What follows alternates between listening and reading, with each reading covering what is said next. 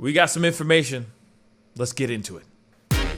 Pascal. What's up, y'all? It's your boy Pascal back at it again with another pop-up video. Be sure to follow me on Instagram and on Twitter, The Pascal Show. One word, hit that like button down below, and let's not forget to crush that subscribe button if this is your first time checking out this channel right here. Anyway, we got to jump into this. If you don't know about what happened in Boulder, Colorado yesterday, last evening, there was a shooting, a mass shooting of 10 people that claimed the lives of 10 people. That's right. There are 10 people so far. Maybe there are more deaths, we don't know. But right now there are 10 deaths that happened outside and inside a King Soopers in Boulder, Colorado. We now have some information about who the shooter is, what this person's name is, etc., and a little bit of a background story about his history. Apparently he has a history of violence. So we gotta jump into this. Here it is. Very antisocial suspect in Boulder supermarket massacre was paranoid, brother said. So this gentleman right here, he goes by the name of Ahmad Al-Issa. He is a 20-year-old man with a history of violence who his brother said he was deeply troubled. Alissa, who is from Arvada, by the way, Arvada is about 30 minutes outside of Boulder, Colorado, okay? And it's apparently a nice, quiet town and all that. So this kid, who also, by the way, is from Syria, he immigrated here from Syria at a very, very young age and grew up here. And apparently, like I said, he is a very troubled man. So let's get into this, okay? Because a lot of us are all, like I thought, from the screenshots, if you could see, from those drone shots that we saw covering the live footage, covering the live event and everything, we saw with our own two eyes, we all thought that this was a Caucasian male. Well, this is a man from Syria. This is a Syrian man, 21 years old. All right. So let's get into this. He is being charged with 10 counts of first-degree murder for the mass shooting. He was taken into custody after being shot during the apprehension. And we're going to talk about like what happened and all that, okay? But we're going to do a little bit of a background story. And there was an interview with his brother, who is 34 years old, his older brother, and just talked about how his brother, you know, how Ahmad was how he was thinking, where his mindset was, and how he's been having these mental issues, mental troubles. Okay, so Lisa, his brother Ali, said that his brother was very antisocial and paranoid, adding in high school he would describe being chased. Someone is behind him. Someone is looking for him. When he was having lunch with my sister at a restaurant, he would say, people are in the parking lot. They are looking for me. She would go out and there would be no one there. We didn't know what was going on in his head. Alissa, or Ali, his older brother, admitted that he believed his brother is mentally ill. So according to the arrest affidavit detained by this article that I'm reading from the Daily Beast, a family member told police that Alissa, or Ahmad, had been playing with a machine gun just 2 days before the shooting and had been talking about having a bullet stuck in the gun. The affidavit says Ahmad Al-Issa purchased a Ruger AR-556 pistol on March 16th. On Monday, the Boulder Police Department was bombarded with multiple calls about Ahmad Al-Issa, including one that he was armed with a black AR-15 and might have armor on, the affidavit said. King Soopers employees told police that the man shot an elderly man in the parking lot before walking up to him and shooting him several more times. That's insane. Ahmad Al-Issa had on a green tactical vest, a rifle, a semi-automatic handgun, and a pair of jeans, the affidavit said. But when the authorities and SWAT finally made contact with him, he had removed all of his clothing and was dressed only in his boxers, or they say in shorts, but it looks like he was wearing boxers, and had blood on his right thigh. Okay? So he went in, he walked down, he walked into the place. As you already saw in that live video that I showed, he walked towards the building. He shot somebody in the middle of the parking lot. We saw that. There was a body, a lifeless body in the middle of the parking lot. Then there was another one on the ramp. So they're talking about one of the people that got shot before he walked into the building. So he shot that person from a far range, got up close enough to shoot him, pop off a few more rounds into that body and continue walking into or towards the actual building, into King Soopers, which is, it's just so hard to talk about. It's so crazy, okay? So get this. In the hospital, police asked Alissa several times if there were any other suspects inside the supermarket, a question he didn't answer. In fact, he was only asking to speak to his mother. All he wanted to do was speak to his mama. That's a little weird, right?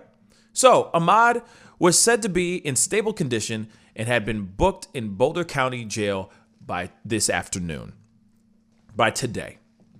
His brother, Ali, said he traveled to another Soopers location, another King Soopers location, after work on Monday to look for a third sibling who had run an errand and couldn't be reached. That's very interesting.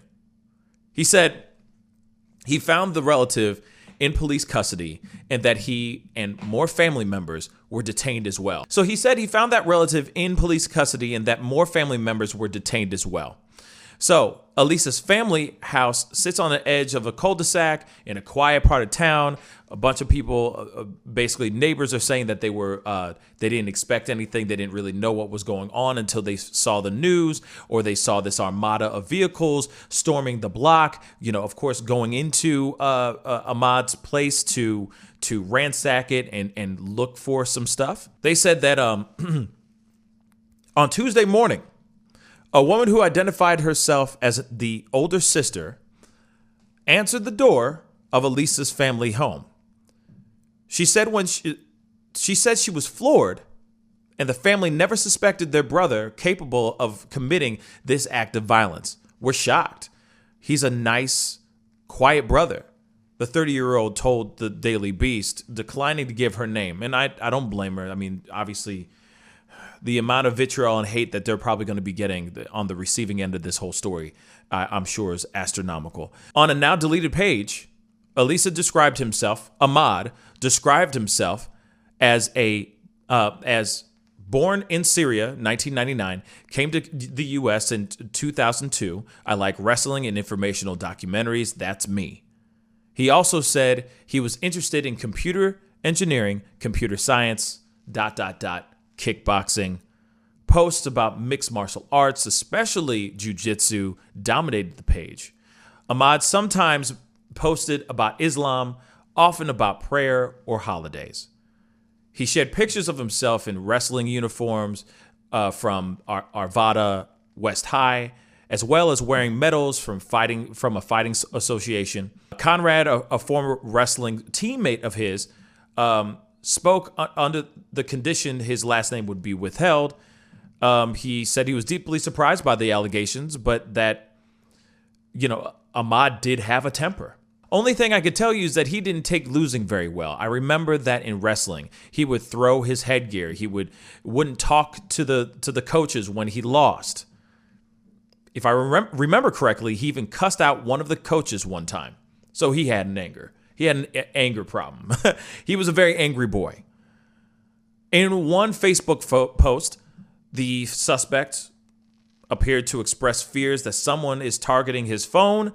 He says, if these racist Islamophobic people would stop hacking my phone and let me have a normal life, I probably could.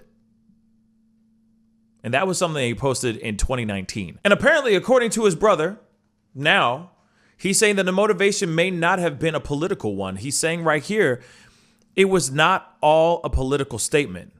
It's mental illness. The guy used to be bullied a lot in high school. He was like an outgoing kid, but after he went to high school, he got bullied a lot. He started becoming antisocial. Court records show that Ahmad has at least one previous run-in with the law, according to this arrest after he cold-cocked a classmate in 2017. According to the court documents first obtained by KDVR, Ahmad punched a classmate in the head after he had made fun of him and called him racial names weeks earlier. The victim suffered bruising, swelling, and cuts to the head. Ahmad pleaded guilty to an assault charge in relation to the incident in 2018. According to the Colorado Bureau of Investigation and court records, Ahmad was sentenced to 2 months of probation and 48 hours of community service in connection with that episode. The agency confirmed an affidavit states Ahmad punched a classmate at the high school in the head without warning and continued to hit him even when he was on the ground.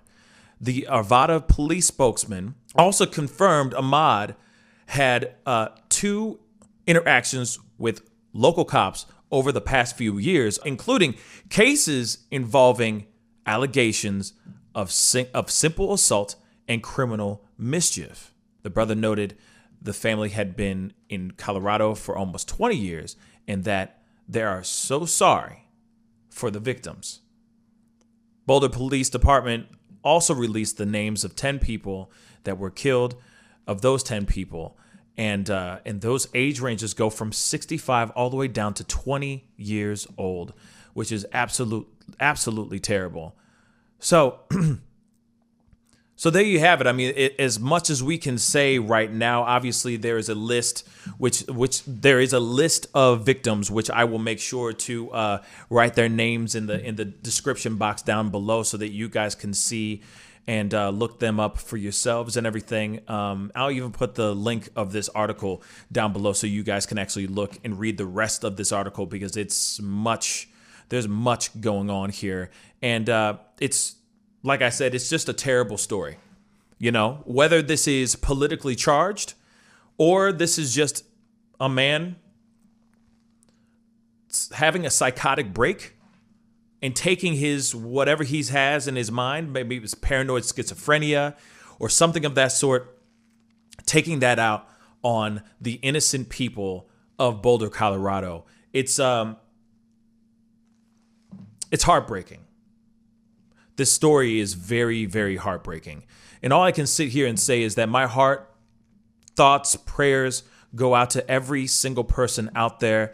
The interesting thing is that there are other family members that have been detained and arrested during this thing. I don't know if they have been let go. I don't know if all of them have been let go. I don't know if they're involved with this or anything of that sort. But of course, you know, they say on here that his politics appeared mixed throughout several camps. He shared an article rebuking Donald Trump's stance on immigration, but also posted about his own opposition to gay marriage and abortion. So, I mean,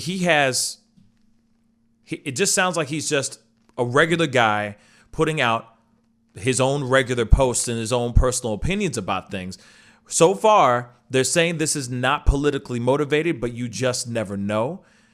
The fact that the next thing this guy said was, I want to talk to my mom, instead of him saying anything else that he could have said. He could have said a slew of other things when he got arrested, but he didn't. He hasn't said it was sexual addiction.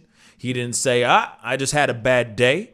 He's just sitting here going, I just want to talk to my mother. And I'm not trying to sympathize with this shooter at all whatsoever. I hope that they throw the book at him and they bury him in that freaking jail, because that's trash. And what he did is just unforgivable. But at the same time, we can at least look at the scope of this and see what was going on, at least from what we have so far.